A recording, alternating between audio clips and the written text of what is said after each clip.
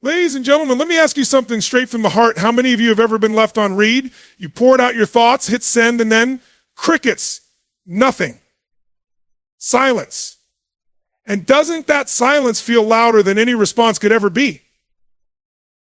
See, communication is one of the most powerful tools we have, but silence is also communication. It's not just the absence of words, it's a message. And your job isn't to react emotionally to that silence, it's to respond intelligently. Now, the average person will follow up with something desperate, something needy. Hey, did you see my last message? No, that's not the move. Because in that moment, you've handed over your power. You've told them you're in control here, and I'm chasing. But if you understand human psychology, and I want you to lean in here because this is where the gold is, you'll know that people respond to two things, curiosity and uncertainty. When someone doesn't reply, the best follow-up isn't a long, drawn-out explanation. No, it's something short, something impactful, something like, I wasn't expecting that. Boom, just 4 words. But do you feel the weight of them? Immediately their brain starts racing. What weren't they expecting? Did I miss something? Did I mess up? This message does 2 things. First, it creates mystery. Second, it flips the dynamic. Now they're the ones seeking clarification. They're the ones chasing you. But here's the key. Don't just use this as a manipulation tactic. The reason this works is because it communicates self-respect. It says, hey, I value my time and energy. If you don't, that's fine, but I'm not going to beg for your attention. You see, communication is a dance. It's not about control, it's about rhythm. You give, they give, you pull back, they lean in. Now, let me hit you with one more principle timing. You don't send this message 5 minutes after being ignored. You wait. You allow space for their thoughts to settle. And then when the moment's right, you drop those 4 words. So here's my challenge to you the next time someone doesn't reply. Don't panic, don't chase, and don't crumble. Instead, lean back, smile, and say those magic words, I wasn't expecting that. And then, watch them go crazy. Because communication isn't about being the loudest voice in the room. It's about being the voice they can't stop thinking about. Let's go make it happen. Let me ask you something. Why does it sting when someone doesn't reply to your message? Why does it feel like a micro-rejection, even if it's just a digital silence? The answer, my friends, is rooted deep in our psychology. You see, humans are hardwired to seek connection, validation, and acknowledgement. From the moment we're born, we rely on signals from others, eye contact, a smile, a nod to know we're safe, valued, and understood. When those signals are absent, when someone chooses silence over a response, it doesn't just feel like a gap in communication, it feels like a gap in connection. And connection, my friends, is one of our most fundamental needs. Now, here's where it gets interesting. When someone doesn't reply, your brain doesn't just shrug and move on. Oh no, your brain goes into overdrive trying to fill in the blanks. Did I say something wrong? Are they upset? Are they ignoring me on purpose? And the longer the silence stretches, the louder those questions become. This is what psychologists call a cognitive gap. Your brain hates uncertainty. It wants resolution, clarity, and closure. And if it can't get a real answer, it'll create one. That's why you start overthinking, replaying the message in your head, analyzing every word, every emoji, every punctuation mark. But here's the kicker, that same psychological principle works on them too. Think about this for a moment. When you don't reply to someone who's waiting for an answer, what happens? They start doing the same thing. Their brain starts racing, their curiosity spikes, and they become consumed with figuring out why you've gone silent. And that, my friends, is the psychological dynamic you need to understand if you want to communicate with power and precision. But let's pause here because there's an even deeper layer to this. Human psychology isn't just about reaction, it's about perception. People aren't just responding to your words, they're responding to how those words make them feel. And when you send a follow-up message after being ignored, your words are either going to communicate confidence or desperation. And let me tell you something, people can smell desperation from a mile away. Desperation repels. Confidence, on the other hand, attracts. Here's an example.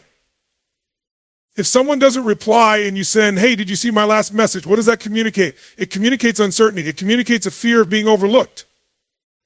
But if instead you respond with something that sparks curiosity, something like, I wasn't expecting that you're flipping the script. You're not chasing, you're subtly drawing them back into the conversation. Why? Because now they're the ones who feel uncertain. And uncertainty, when paired with curiosity, is a powerful cocktail. You see, the goal in communication isn't to get an immediate response every time. The goal is to maintain your sense of self-worth and value, even in silence.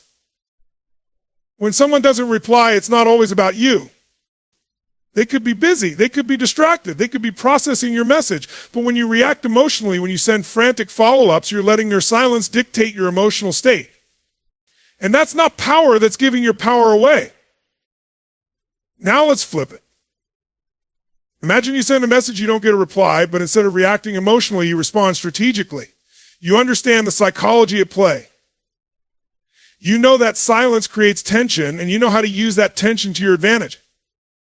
Maybe you wait. Maybe you drop a subtle follow-up that sparks curiosity. Whatever your choice, it comes from a place of control, not reactivity. That, my friends, is emotional intelligence in action. So what's the takeaway here? Human psychology is a game of patterns, triggers, and responses. People want what they can't fully have. They're drawn to what feels slightly out of reach. And when you understand that dynamic, you stop chasing people for their attention. Instead, you earn it. You invite it. And most importantly, you command it not with loud words, but with the quiet power of understanding how the human mind works. At the end of the day, communication isn't just about what you say, it's about how you make them feel. And when you master that, you'll not only get more replies, but you'll build connections that are rooted in respect, curiosity, and value. That's the power of understanding human psychology. That's how you turn silence into strategy. Let me tell you something. Powerful humans are deeply, profoundly drawn to mystery. We can't help it. It's like a gravitational pull on our attention. The moment something feels slightly uncertain, slightly ambiguous, our brains go into detective mode. We start asking questions, analyzing clues, and trying to bridge the gap between what we know and what we don't know. And in communication, especially when someone hasn't replied to your message, mystery becomes one of the most powerful tools in your arsenal. Why does mystery work so well? Because it triggers something called the Zygarnik effect. It's a psychological principle that says our minds are wired to remember unfinished tasks and unresolved situations more vividly than completed ones. When you leave something open-ended, when you create curiosity without immediately satisfying it, you create an itch in the other person's mind, an itch that demands to be scratched. Think about cliffhangers in movies or TV shows. Why do they keep you coming back for the next episode? Because the story is unresolved. You need to know what happens next. And here's the key: that same principle applies to your messages. When someone doesn't reply, most people make the mistake of over-explaining or over-following up. They write long paragraphs, they plead, they apologize unnecessarily. But what happens when you do that? You close the loop, you remove the mystery, you give them all the answers, and their brain doesn't need to think about you anymore. You become predictable, and predictability kills curiosity. Instead, if you send something short, something slightly cryptic, something that doesn't give them all the answers, you flip the power dynamic. Now they're the ones wondering, what did they mean by that? Are they upset? Are they fine without me? Did I miss something? Let me give you an example. Imagine you send someone a text and they don't reply. Hours go by, maybe even days. Instead of sending a neat follow-up like, hey, did you see my last message? You dropped something simple, something intriguing, like, wow, I didn't expect that. Or interesting choice, or even, noted these are short, they're loaded with implication.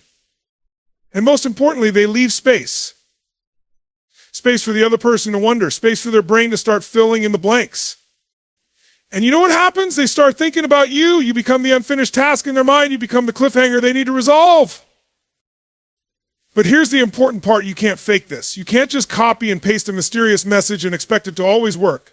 It has to come from a place of self-assuredness. Mystery works when it's paired with authentic confidence. If you're using mystery as a tactic, but underneath you're still desperate for their reply, they'll feel it. People are incredibly good at sensing emotional incongruence. So your mindset matters. When you use mystery, you need to be okay with whatever happens next. Whether they reply or not, you remain centered, focused, and confident in your own value. You see, in communication, especially in digital conversations, people don't just respond to your words, they respond to the energy behind your words. Mystery carries a certain energy. It feels confident, it feels intentional, and it feels slightly out of reach. And what happens when something feels out of reach? People want to reach for it even more. Think about luxury brands. Why do people covet them? It's not just about the quality of the product, it's about the perceived exclusivity. And exclusivity is rooted in mystery. But, and this is key, you have to know when to stop. Mystery works because it leaves room for curiosity. If you follow up a mysterious message with 5 more clarifying messages, you kill the effect. You've got to learn the art of sending a single sharp, mysterious follow-up and then waiting. Waiting without anxiety. Waiting without second-guessing yourself. Waiting because you know the seed has been planted, and now it's up to them to water it. At its core, mystery is about creating space. It's about leaving gaps intentionally so the other person feels compelled to fill them. And when you master this skill, you'll notice something incredible. People start leaning into your conversations. They start chasing your clarity. And most importantly, start valuing your communication because it feels different. It feels deliberate. It feels magnetic. So the next time someone doesn't reply, don't fill the silence with noise. Instead, drop a carefully crafted message that sparks curiosity, then lean back, smile, and let human psychology do the rest. Because mystery isn't about being unclear, it's about being intriguing. And when you master that, you'll not only get more replies, you'll get more attention. And attention, my friends, is the currency of connection. Let me ask you something. When you send a message and don't get a reply, what's the first instinct most people have? It's to chase, to follow up, to seek closure. And at its core, that reaction comes from a very human need to feel seen, to feel acknowledged. But here's the hard truth. The moment you start chasing, you lose power. Because chasing communicates one thing loud and clear: you value their validation more than your own self-respect. And my friends, that's a dangerous place to operate from.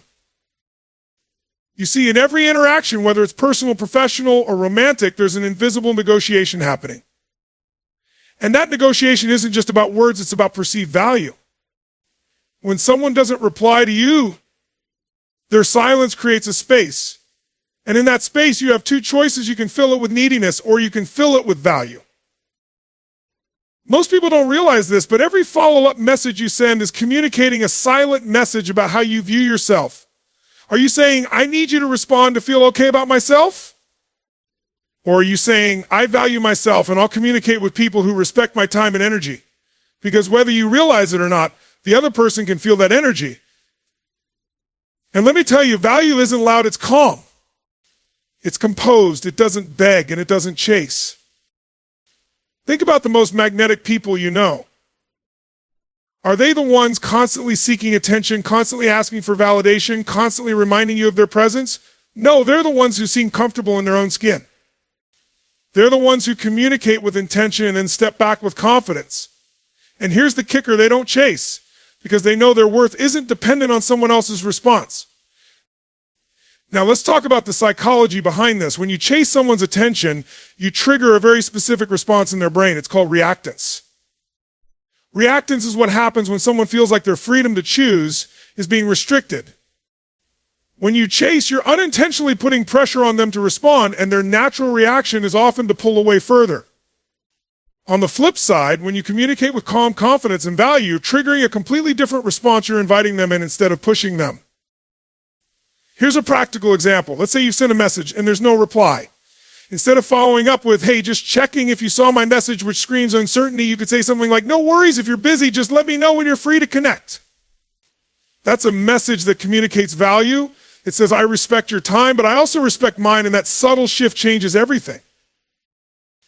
But value isn't just about words, it's about actions. If someone isn't giving you the energy or respect you deserve, sometimes the most valuable thing you can do is step back. Not in anger, not in spite, but in self-respect. Because stepping back doesn't just send a message to them, it sends a message to you. It reinforces your own sense of worth. It reminds you that your value isn't dictated by someone else's acknowledgement of it. Now, I want to make something clear. This isn't about playing games. It's not about being cold or manipulative. It's about being centered. It's about recognizing that your worth isn't up for negotiation. When you communicate from a place of value, you're saying, I know what I bring to the table, and I'm not afraid to eat alone if I have to. And that mindset, it's magnetic. People are naturally drawn to those who carry themselves with confidence and self-respect. Why? Because value is attractive. When you value yourself, you set a standard. And here's the beautiful thing about standards: they don't require explanation. They're felt. They're understood.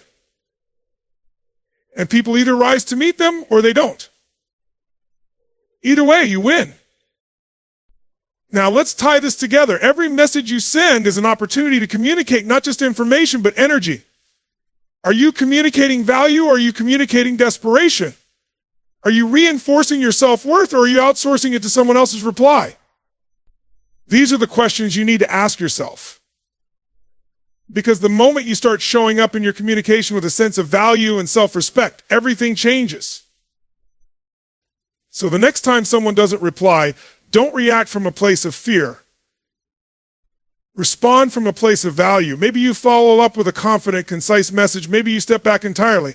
Either way, do it with intention. Do it with clarity. And most importantly, do it with the knowledge that your worth isn't tied to their response. Because at the end of the day, value doesn't chase. It doesn't beg. It doesn't crumble in silence. Value stands tall. And when you embody that, not only will people reply, they'll start respecting you in ways you've never experienced before. That's the power of leading with value. That's the secret to shifting the dynamic in every interaction you have. Let me ask you something. Have you ever felt like you were carrying the entire weight of a conversation? Like you were the only one investing energy, time, and thought into keeping the connection alive? It's exhausting, isn't it? Because communication at its core is a two-way street. It's not meant to be one-sided. When one person keeps showing up while the other stays silent or non-committal, there's an imbalance. And here's the truth: when imbalance becomes the norm, respect starts to erode both from them towards you and from you towards yourself. You see, every time you communicate with someone, there's an unspoken agreement happening. It says, I'll give you my time, my energy, and my attention, and I trust that you'll value it enough to reciprocate. But when someone stops holding up their end of that agreement, when they stop replying, when they go silent without explanation, you're left with a choice.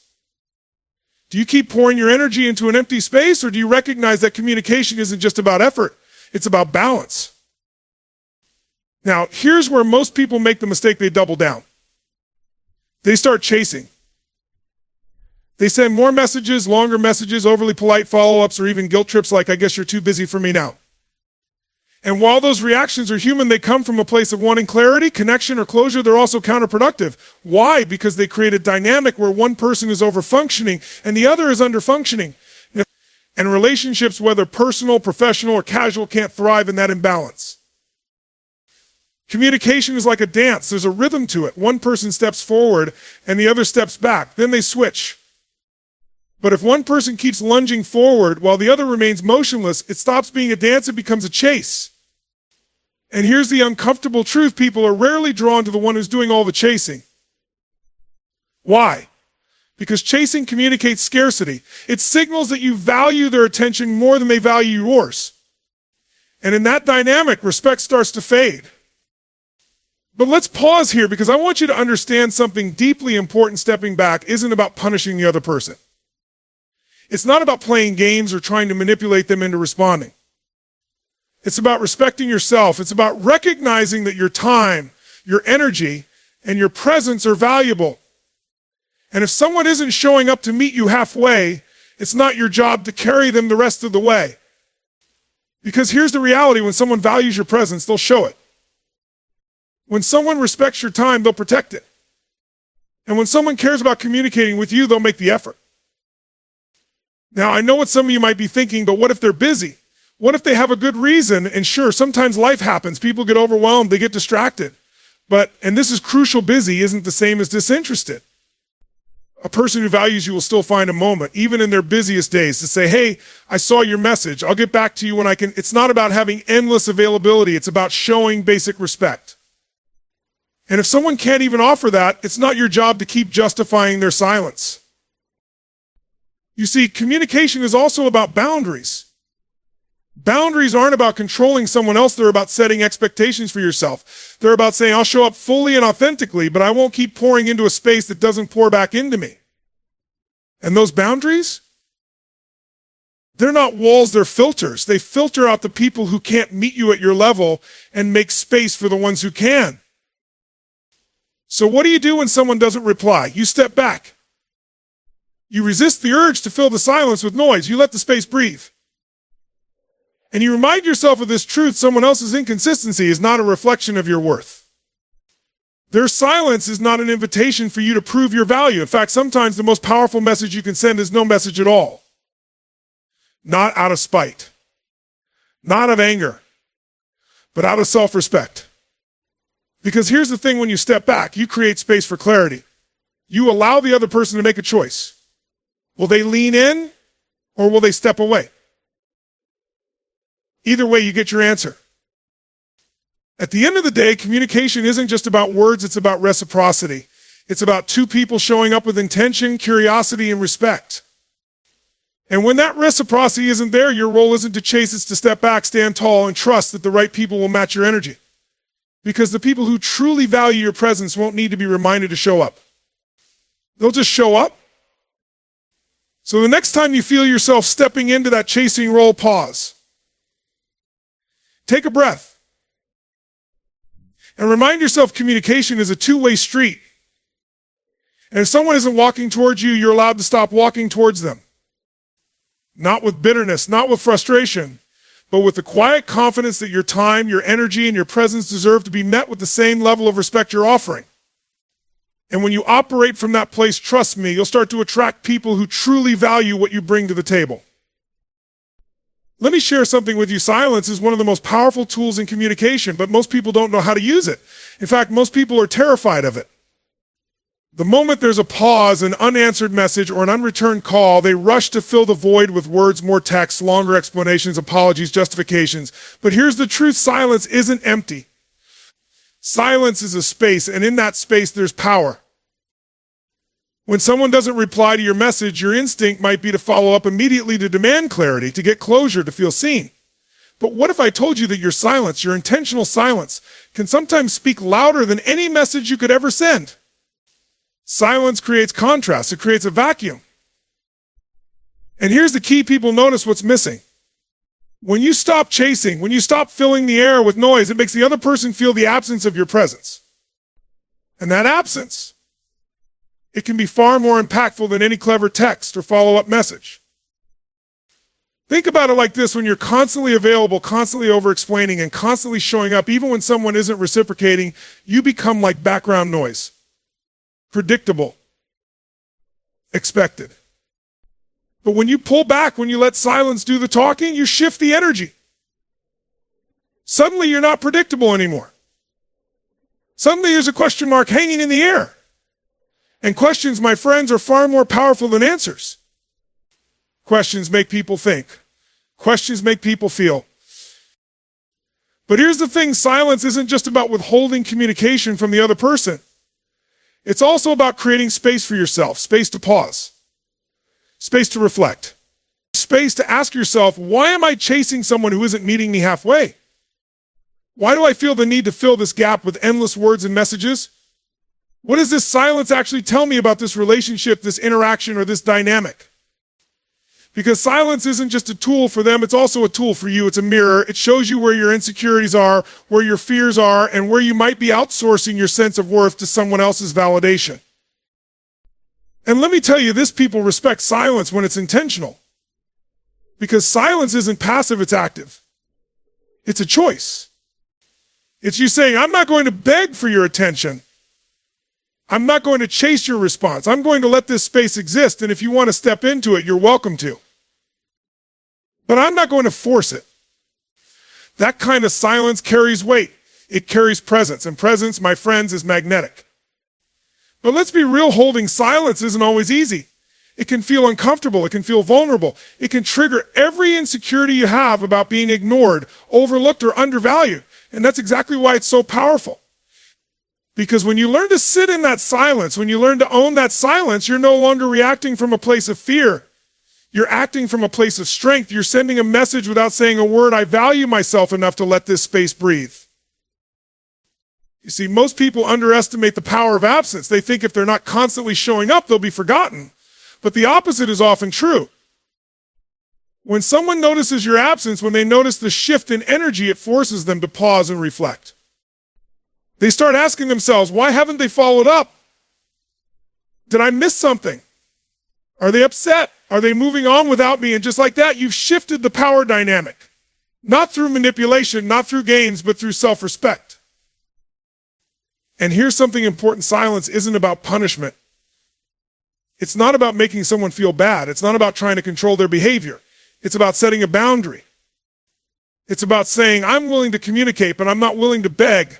I'm willing to invest my energy, but I'm not willing to waste it. That's not cold, that's confident. That's not distant, that's deliberate. But silence only works if you trust it. If you break the silence too soon, if you rush back in with anxious follow-ups, you dilute its power. Silence needs time to create its impact. It's like planting a seed. You don't dig it up every 5 minutes to see if it's growing. You water it, you leave it alone, and you trust the process. The same applies here. So the next time someone doesn't reply, instead of sending 3 more messages trying to fill the gap, lean into the silence, hold it, own it, trust it. Because sometimes the most profound message you can send isn't a message at all, it's the space between messages. It's the pause. It's the stillness. And here's the beautiful thing, people who value you, people who respect you, people who see you, they'll notice your silence, they'll feel it, and they'll respond. And if they don't, that silence also gave you clarity. It showed you exactly where you stand. And clarity, my friends, is worth its weight in gold. So let silence do its work. Trust it. Honor it. Because in a world full of noise, silence speaks volumes. Let me ask you something. When someone doesn't reply to your message, what story do you tell yourself? Because whether you realize it or not, you're always telling yourself a story. Maybe it's they're ignoring me because I'm not important. Or they must not care about me. Or maybe it's I must have said something wrong, but here's the truth, you don't have all the information. And yet your brain is wired to fill in those gaps. Why? Because uncertainty feels uncomfortable. Silence feels uncomfortable. And so your mind starts crafting narratives to make sense of that discomfort. But here's the thing, most of the stories we tell ourselves in moments like this aren't true. They're fear-based. They're built on our insecurities, our past wounds, and our deepest doubts about our own worthiness. And the danger isn't just that these stories are often false, it's that we believe them. We internalize them. We start showing up in our communication from a place of fear instead of confidence, and fear-based communication. It never creates connection. It creates more distance. Now, let's get practical about this. When you don't get a reply, your brain is going to want to jump to conclusions. It's natural, it's human. But what if, instead of defaulting to the worst-case scenario, you paused and asked yourself a simple question, what else could this mean? Because the truth is, there are 1,000 reasons why someone might not reply. They might be busy. They might have seen your message at a bad time. They might have intended to reply but got distracted. Or maybe, and this is important, it has nothing to do with you at all. You see, not every silence is a reflection of your worth. Sometimes it's just a reflection of their life, their priorities, or even their communication style. And when you start to realize that someone else's actions or inactions don't always have to mean something about you, you take your power back. You stop attaching your self-worth to someone else's behavior. You stop giving them control over how you feel about yourself. But let me be clear, this doesn't mean you ignore patterns. If someone consistently leaves you hanging, if someone repeatedly disregards your messages or shows a lack of respect for your time, that's information. That's not a story, it's data. And data helps you make decisions. It helps you set boundaries. It helps you decide whether this relationship, this interaction, or this connection is worth your continued investment. Here's what I want you to understand. Your emotional state doesn't have to be at the mercy of someone else's inconsistency. You have the power to take a step back, to pause, and to ask yourself, what story am I telling myself right now? And is it serving me? Because the stories we tell ourselves aren't just thoughts, they're blueprints. They shape how we act, how we feel, and ultimately how we show up in our relationships. Now let's flip this around. Imagine someone doesn't reply to your message, and instead of spiraling into self-doubt or frustration, you pause, you breathe. And you remind yourself, their silence isn't about me. I'm still valuable. I'm still worthy. And I'm still in control of how I respond to this moment. That shift isn't small. It's everything. Because when you stop reacting emotionally to someone else's inconsistency, you regain clarity. And clarity leads to better decisions, better boundaries, and better relationships. But let's go deeper. Why does this even matter? Because how you handle these moments isn't just about them. It's about you. It's about your relationship with yourself. Every time you catch yourself spiraling into self-blame, every time you notice yourself clinging to a negative narrative, you have an opportunity to rewrite that story. You have an opportunity to remind yourself of your worth, independent of anyone else's behavior. And here's the beautiful thing people can feel that shift in you. When you're no longer seeking validation in their responses, when you're no longer acting from a place of fear or insecurity, your entire energy changes. You become more confident, more centered, more magnetic, and guess what? People are drawn to that energy. They respect it. They respond to it. And this is important, this isn't just about attracting other people. This is about you. Because at the end of the day, the relationship you have with yourself sets the tone for every other relationship in your life. If you're constantly attaching your self-worth to someone else's replies, you're building a foundation on shaky ground. But when you can stand tall, knowing your value doesn't diminish in silence, you become unshakable. So here's my challenge to you the next time someone doesn't reply, notice the story you're telling yourself. Ask yourself, is this true? Is this helpful? Is this the story I want to believe? And if the answer is no, rewrite it. Replace it with a story that empowers you instead of diminishes you. Because your mind is always listening, and the story you tell yourself shapes the reality you experience. In the end, remember this, someone else's inconsistency doesn't define you. Their silence doesn't make you less worthy. And your value isn't something that can be given or taken away. It's something you carry within you. Own that. Trust that. And watch how your world starts to shift when you stop letting someone else's silence become your story. At the end of the day, communication isn't just about words, it's about respect, reciprocity, and boundaries. When someone doesn't reply, it's easy to fall into the trap of chasing, over-explaining, or creating stories in your mind that chip away at your self-worth. But here's the truth, silence isn't always a reflection of your value often. It's a reflection of the other person's priorities, mindset, or circumstances, and your response to that silence. That's where your power lies. You have to remember that your time, your energy, and your attention are valuable. They're not things you give away freely to people who aren't willing to meet you halfway. Sometimes the most